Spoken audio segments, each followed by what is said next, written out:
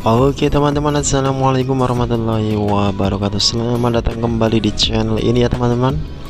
Oke, di video kali ini saya ingin berbagi info kepada kalian semua mengenai suatu ataupun kondisi jalan raya di Malaysia pada hari Senin ya, tepatnya tanggal 22 bulan 3 2021 ya teman-teman. Oke, jadi kondisinya seperti ini, jalannya lumayan macet ya. Ini kebetulan ini waktu sore pukul 5 ya, waktu orang pada balik kerja ya guys ya. Oke, jadi suasananya seperti ini, kalian bisa lihat sendiri ya. Jadi buat kalian dimanapun kalian berada, semoga dalam keadaan sehat, dan buat kalian yang lagi berkendara selalu berhati-hati ya teman-teman. Oke, thanks for watching. Selamat menonton guys.